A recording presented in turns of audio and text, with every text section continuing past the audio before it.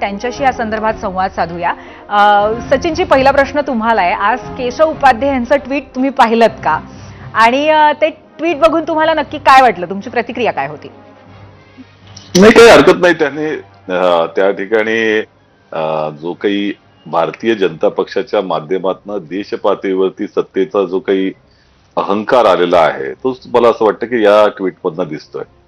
निश्चितपणे हार जीत ही निवडणुकीमध्ये होत असते आणि त्या अनुषंगानं जो काही आता निकाल लागला होता, त्याच्या अनुषंगानं आमची एक जागा जाईल या संदर्भामध्ये की तिन्ही पक्ष मिळून महाविकास आघाडी एकत्र राहिली तर एक जागा जाऊ शकते, ही परिस्थिती आहे। परंतु स्वतःचा इतिहास विसरता कामा नये। आपल्याकडे 2च खासदार होते की एक काळी, आणि त्यावेळेला देखील काँग्रेस पक्षानं असा अहंकार बाळगला नव्हता, हे लक्षात घेतलं पाहिजे।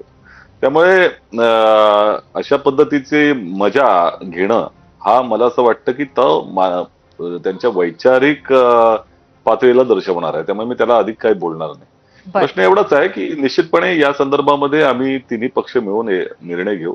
राज्यसभेची एक जागा जी असेल तरी ती विचारांची जागा आहे। त्या माध्यमातून जो प्रतिनिधी जाणार तो हा या महाराष्ट्रातला पुरोगामी विचाराला त्या ठिकाणी दिशा देणारा असेल, हे आम्ही पाहू ना। आणि त्यामुळे त्या दृष्टिकोनातून तिन्ही पक्ष एकत्र येऊन विचार करतील। बर केशवजी, तुम्ही प्रचंड इथे हसताय आणि त्या ट्विटवरनं मी प्रश्न विचारल्यावर